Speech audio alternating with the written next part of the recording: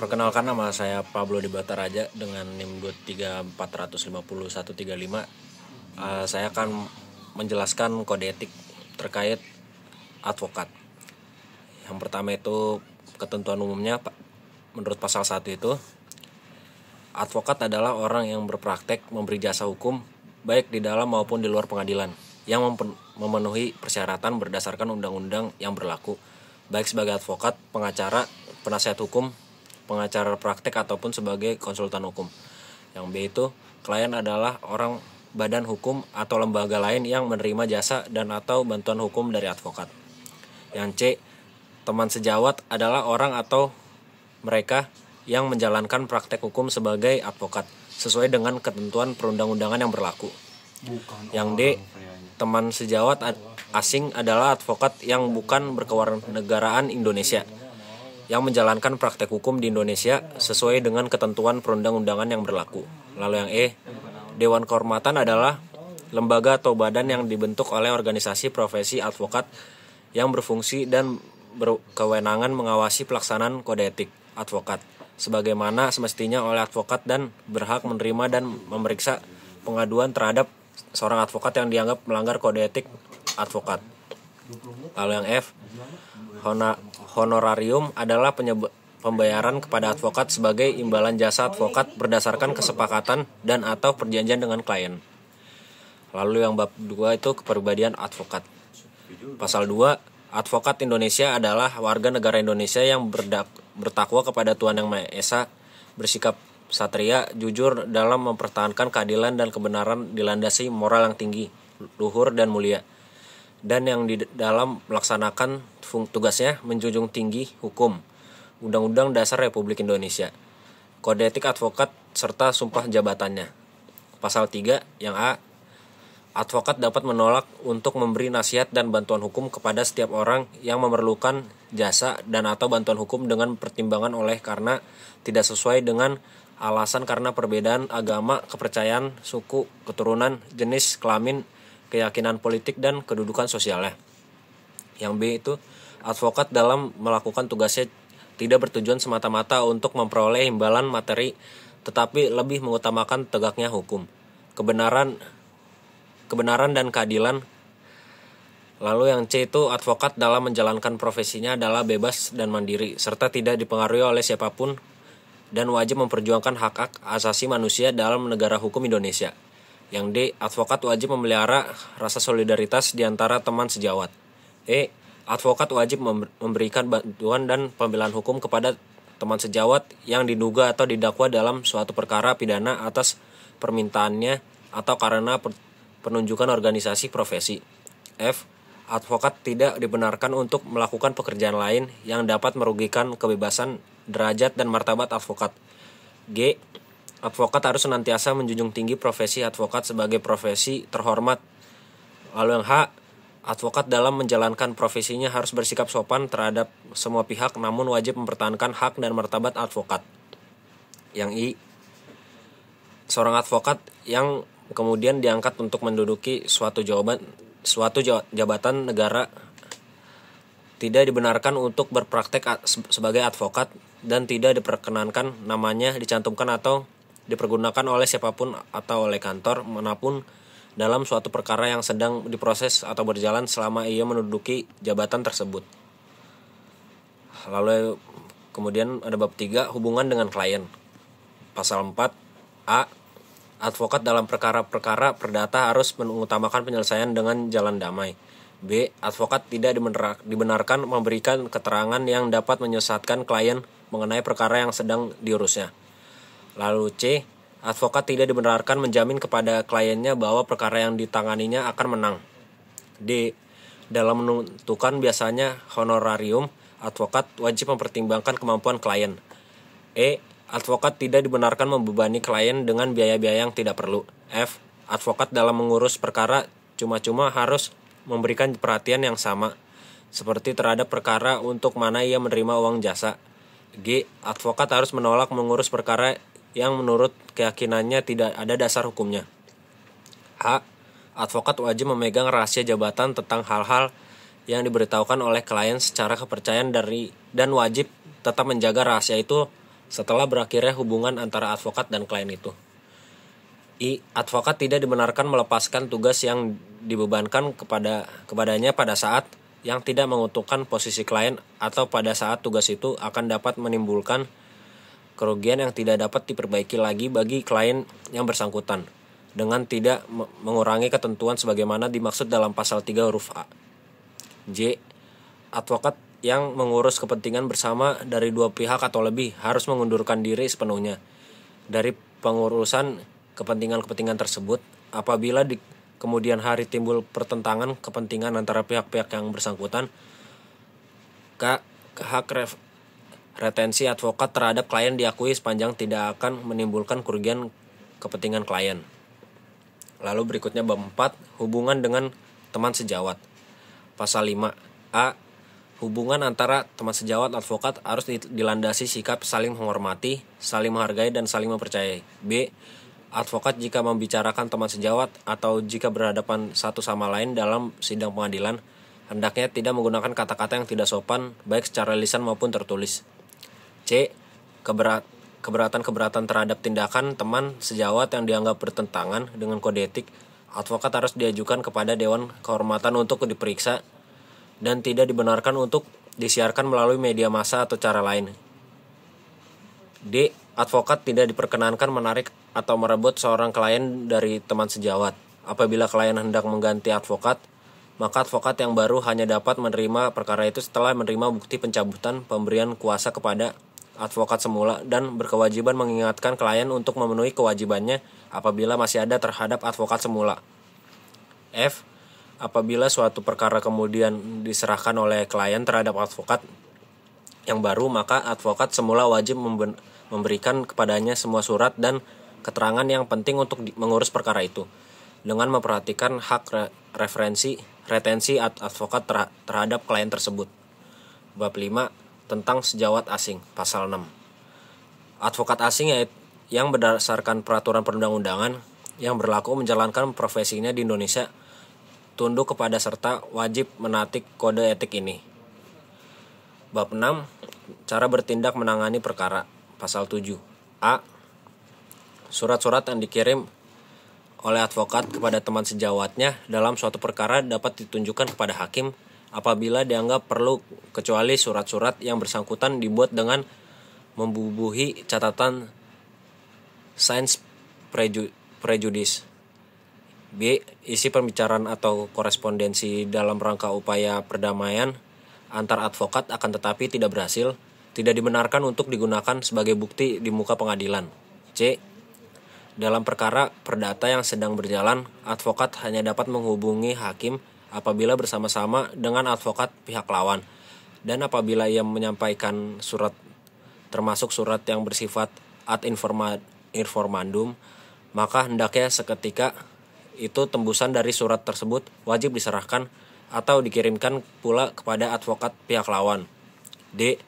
Dalam perkara pidana yang sedang berjalan, advokat hanya dapat menghubungi hakim apabila bersama-sama dengan jaksa penuntut umum. E.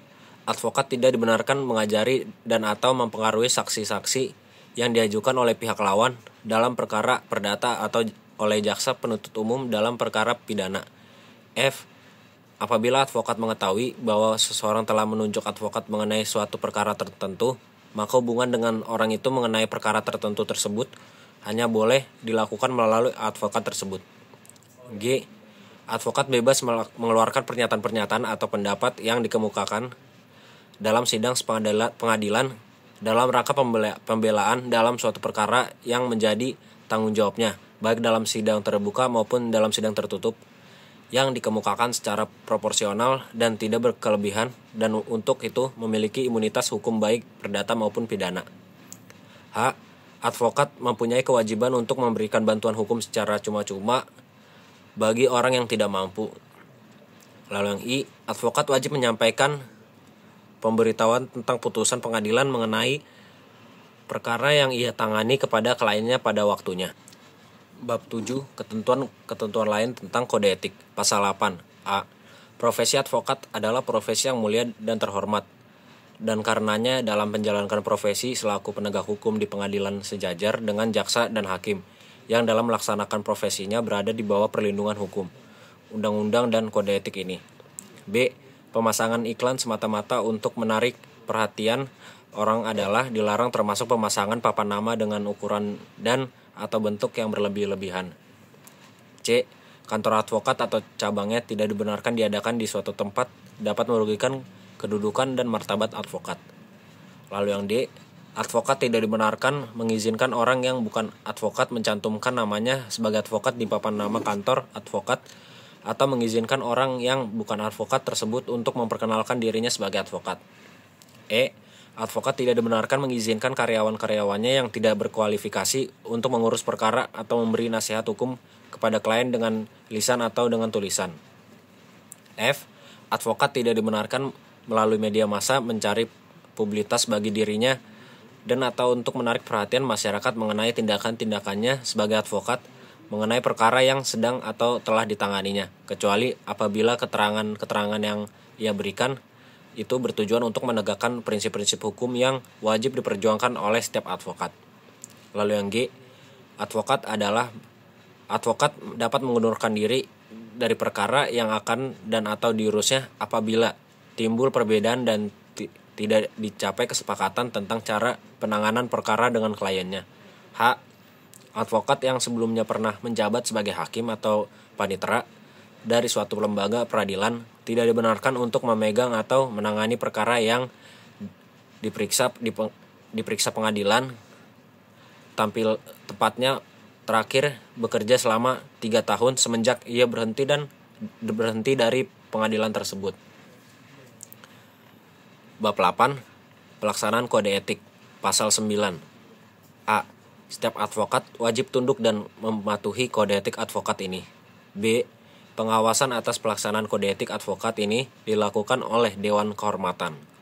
Berikutnya itu bab 9 Dewan Kehormatan. Bagian pertama, ketentuan umum. Pasal 10. Nomor 1. Dewan Kehormatan berwenang memeriksa dan mengadili perkara pelanggaran kode etik yang dilakukan oleh advokat. 2. Pemeriksaan suatu pengaduan dapat dilakukan melalui 2 tingkat, yaitu A. Tingkat Dewan Kehormatan Cabang atau Daerah. B. Tingkat Dewan Kehormatan Pusat. 3. Dewan Kehormatan Cabang atau Daerah memeriksa pengaduan pada tingkat pertama dan Dewan Kehormatan Pusat pada tingkat terakhir. 3. Segala biaya yang dikeluarkan dibebankan kepada A. Dewan Pimpinan Cabang atau Daerah di mana teradu sebagai anggota pada tingkat Dewan Kehormatan Cabang atau Daerah. B. Dewan Pimpinan Pusat pada tingkat Dewan Kehormatan Pusat Organisasi di mana teradu sebagai anggota. C. Pengadu atau teradu.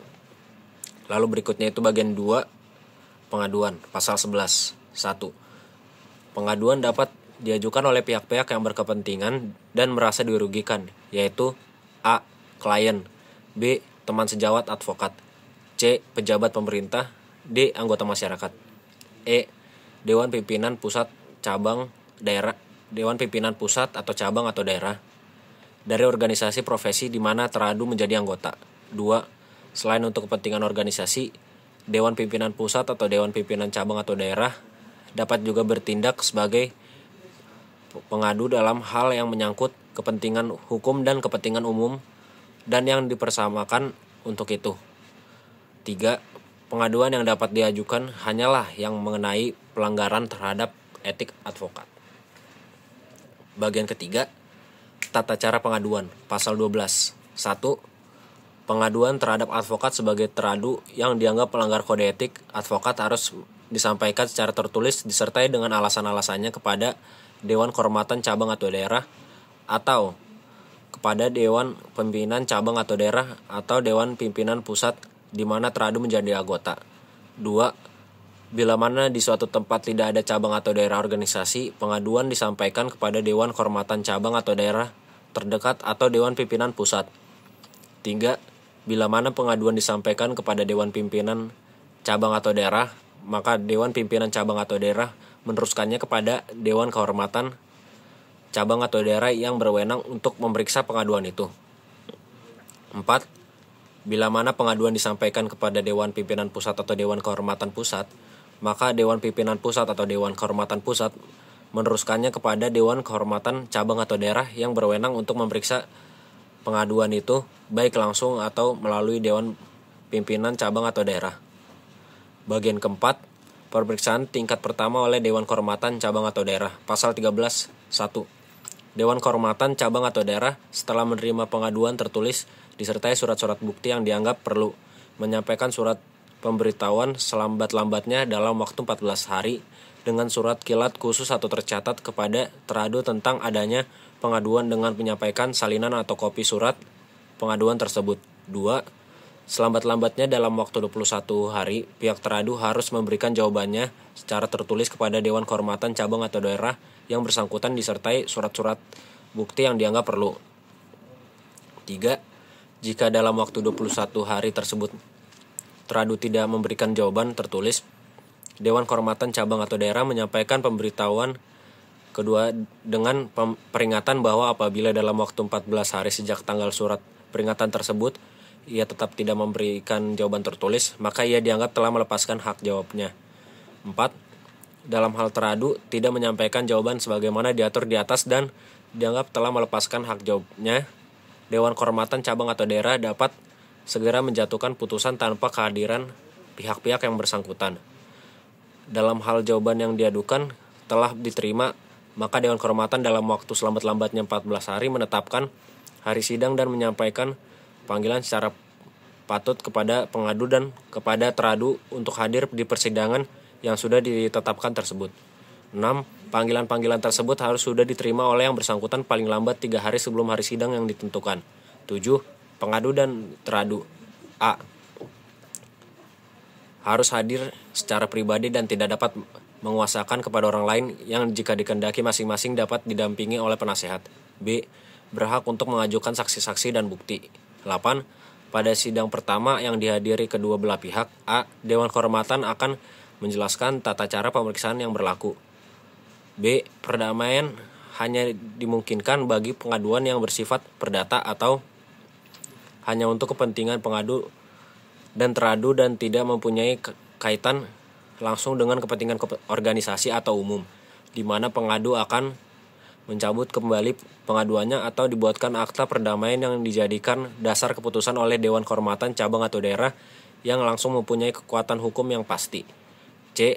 Kedua belah pihak diminta mengemukakan alasan-alasan pengaduannya atau pembelaannya secara bergiliran, sedangkan surat-surat bukti yang akan diperiksa dan saksi-saksi akan didengar oleh Dewan Kehormatan Cabang atau Daerah. 9. Apabila pada sidang yang pertama kalinya salah satu pihak tidak hadir, A. Sidang ditunda sampai dengan sidang berikutnya paling lambat 14 hari dengan memanggil pihak yang tidak hadir secara patut. B. Apabila pengadu yang telah dipanggil sampai 2 kali tidak hadir tanpa alasan yang sah, pengaduan dinyatakan gugur dan ia tidak dapat mengajukan pengaduan lagi atas dasar yang sama kecuali Dewan Kehormatan Cabang atau Daerah berpendapat bahwa materi pengaduan berkaitan dengan kepentingan umum atau kepentingan organisasi. C. Apabila teradu telah dipanggil sampai 2 kali dan tidak datang tanpa alasan yang sah, pemeriksaan diteruskan tanpa hadirnya teradu. D. Dewan berwenang untuk memberikan keputusan di luar hadirnya yang teradu yang mempunyai kekuatan yang sama seperti keputusan biasa. Bagian kelima, sidang Dewan Kehormatan Cabang atau Daerah. Pasal 14. 1. Dewan Kehormatan Cabang atau Daerah bersidang dengan majelis yang terdiri sekurang-kurangnya atas 3 orang anggota yang salah satu merangkup sebagai ketua majelis, tetapi harus selalu berjumlah ganjil. 2. Majelis dapat terdiri dari Dewan Kehormatan atau ditambah dengan anggota Majelis Kehormatan. AD Hots, yaitu orang yang menjalankan profesi di bidang hukum serta mempunyai pengetahuan dan menjiwai kode etik advokat. 3. Majelis dipilih dalam rapat Dewan Kehormatan Cabang atau Daerah yang khusus dilakukan untuk itu yang dipimpin oleh Ketua Dewan Kehormatan Cabang atau Daerah atau jika ia berhalangan oleh anggota dewan lainnya yang tertua. 4. Setiap dilakukan persidangan, Majelis Dewan Kehormatan diwajibkan membuat atau menyuruh membuat berita acara persidangan yang disahkan dan ditandatangani oleh Ketua Majelis yang menyidangkan perkara itu. 5. Sidang-sidang dilakukan secara tertutup, sedangkan keputusan diucapkan dalam sidang terbuka. Bagian ke-6. cara pengambilan keputusan. Pasal 15. 1. Setelah memeriksa dan mempertimbangkan pengaduan pembelaan, surat-surat bukti dan keterangan saksi-saksi, maka Majelis Dewan Kehormatan mengambil keputusan yang dapat berupa A. Menyatakan pengaduan dari pengadu tidak dapat diterima. B. Menerima pengaduan dari pengadu dan mengadili serta menjatuhkan sanksi-sanksi kepada teradu. C. Menolak pengaduan dari pengadu. 2. Keputusan harus memuat pertimbangan-pertimbangan yang menjadi dasarnya dan menunjuk pada pasal-pasal kode etik yang dilanggar. 3. Majelis Dewan Kehormatan mengambil keputusan dengan suara terbanyak dan mengucapkannya dalam bidang terbuka dengan atau tanpa dihadiri oleh pihak-pihak yang bersangkutan setelah sebelumnya memberitahukan hari, tanggal, dan waktu persidangan tersebut kepada pihak-pihak yang bersangkutan. 4. Anggota majelis yang kalah dalam pengambilan suara berhak membuat catatan keberatan yang dilampirkan di dalam berkas perkara. 5. Keputusan ditandatangani oleh ketua dan semua anggota majelis yang apabila berhalangan untuk menandatangani keputusan ini, hal mana disebut dalam keputusan yang bersangkutan. Ketentuan lain tentang Dewan Kehormatan. Pasal 20. Dewan Kehormatan berwenang menyempurnakan hal-hal yang telah diatur tentang Dewan Kehormatan dalam kode etik ini dan atau menentukan hal-hal yang belum diatur di dalamnya dengan kewajiban melaporkannya kepada Dewan Pimpinan Pusat atau organisasi profesi agar diumumkan dan diketahui oleh setiap anggota dari masing-masing organisasi. Bab 10 Kode Etik dan Kehormatan. Pasal 21. Kode etik ini adalah peraturan tentang kode etik dan ketentuan tentang Dewan Kehormatan bagi mereka yang menjalankan profesi advokat sebagai satu-satunya peraturan kode etik yang diberlakukan dan berlaku di Indonesia. Bab 11 Aturan Peralihan. Pasal 22. 1. Kode etik ini dibuat dan diprakarsai oleh Komite Kerja Advokat Indonesia yang disahkan dan ditetapkan oleh Ikatan Advokat Indonesia, Asosiasi Advokat Indonesia, Ikatan Penasihat Hukum Indonesia, Himpunan Advokat dan Pengacara Indonesia, serta Serikat Pengacara Indonesia, Asosiasi Konsultan Hukum Indonesia, dan Himpunan Konsultasi Hukum Pasar Modal yang dinyatakan berlaku bagi setiap orang yang menjalankan profesi advokat di Indonesia tanpa terkecuali. 2. Setiap advokat wajib menjadi anggota dari salah satu organisasi profesi tersebut dalam ayat 1 pasal ini. 3. Komite Kerja Advokat Indonesia mewakili organisasi-organisasi profesi tersebut dalam ayat 1 pasal ini sesuai dengan pernyataan bersama tertanggal 11 Februari 2002 dalam hubungan kepentingan profesi advokat dengan lembaga-lembaga negara dan pemerintah. Organisasi-organisasi profesi tersebut dalam ayat 1 pasal ini akan membentuk Dewan Kehormatan sebagai Dewan Kehormatan bersama yang struktur akan disesuaikan dengan kode etik advokat ini. Pasal 23. Perkara-perkara pelanggaran kode etik yang belum diperiksa dan belum diputus atau belum berkekuatan hukum yang tetap atau di dalam pemeriksaan tingkat banding akan diperiksa dan diputus berdasarkan kode etik advokat ini. Berikutnya penutup. Pasal 24. Kode etik advokat ini berlaku sejak tanggal berlakunya Undang-Undang tentang Advokat. Sekian dari pemaparan saya tentang kode etik advokat. Terima kasih.